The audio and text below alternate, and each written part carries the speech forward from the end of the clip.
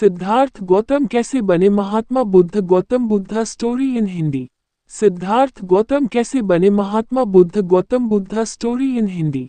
दरअसल भगवान बुद्ध एक छोटे से राज्य के राजकुमार थे और जन्म से ही उनका नाम बुद्ध नहीं था। बुद्ध का मतलब होता है इनलाइटेन होना। बुद्ध ने जिसे नाम दिया निर्माण की प्राप्ति, असल में उनका नाम था गौतम सिद्धार्थ। तो हुआ ये कि जब गौतम बुद्ध पैदा हुए तो किसी महान योगी ने उनके बारे में भविष्यवाणी की कि यह बच्चा बड़े होकर या तो महान राजा बनेगा या फिर एक महान संत बन जाएगा। जब योगी ने बुद्ध के बारे में ये भविष्यवाणी की तो बुद्ध के पिता थोड़ा सा चिंतित हुए। वह कभी नहीं चाहते थे कि उनका पुत्र महान संत बने और कोई भी पिता नहीं चाहेगा। हर पिता चाहता है कि उसका पुत्र उसके साम्राज्य को आगे बढ़ाए। हाँ, हर पिता चाहता है कि उसका वंश चलता जाए। और हाँ, आज के समय में भी कोई माता पिता नहीं चाहते कि उनका बच्चा सन्यासी हो जाए, ब्रह्मचारी हो जाए। तो ऐसा ही बुद्ध के पिता ने सोचा और वह चिंतित थे। वह अपने पुत्र को एक महान राजा बनाना चाहते थे। योगी की भविष्यवाणी सुनकर उन्होंने एक फैसला किया कि वह अपने पुत्र को किसी भी दुख से दूर रखेंगे, क्योंकि दुख और समाज की पीड़ा से उबकर ही इंसान सन्यासी बनने की सोचता है।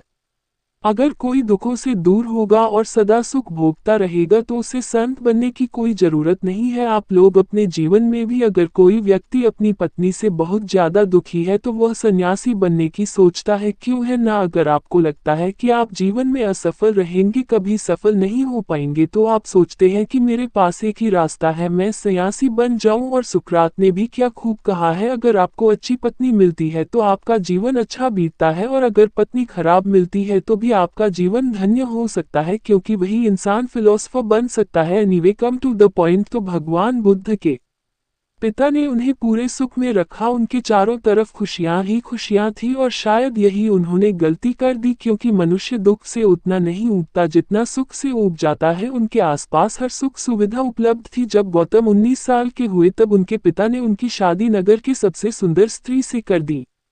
उनका पालन पोषण एक सामाजिक तौर पर नहीं हुआ था। उनको समाज से दूर एक बड़े महल में रखा गया था जहां पर वह हमेशा सुख में रहते थे। वहां पर दुख की नो एंट्री थी। एक दिन भगवान बुद्ध ने सोचा क्यों ना नगर का भ्रमण किया जाए, देखा जाए कि हमारे नगर में क्या चल रहा है। तो फिर उन्होंने अपनी इच्छा सारथी से जताई और कहा हम नगर में घूमना चाहते हैं। तब गौतम नगर में घूम ही रहे थे, उन्होंने एक बूढ़े आदमी को देखा और वह बूढ़ा आदमी ठीक से चल नहीं पा रहा था। अब गौतम के आगे एक दुविधा आ गई, क्योंकि उन्होंने अपने पूरे जीवन में कोई भी बूढ़ा आदमी नहीं देखा था, क्योंकि इनके पिता ने इन सब चीजों से